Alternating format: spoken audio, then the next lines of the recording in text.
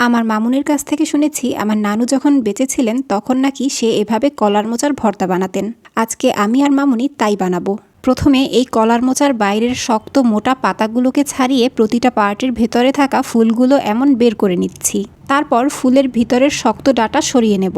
মোচার ভেতরের নরম এই সাদা অংশটিও কিন্তু রান্নার জন্য নিতে হবে। এই সাদা অংশটাকে একদম কুচি কুচি করে কেটে নিচ্ছি। ভেতরের যে শক্ত ডাঁটাটা আছে এটাকে আর নেব না। একটা প্রেসার কুকারে এগুলোকে দিয়ে দিচ্ছি।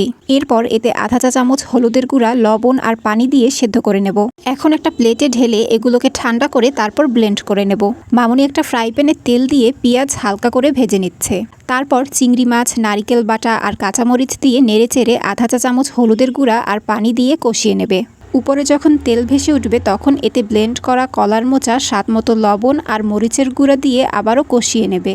যখন এমন মাখা মাখা হয়ে আসবে তখন চুলা থেকে উঠিয়ে নিলেই তৈরি হয়ে যাবে।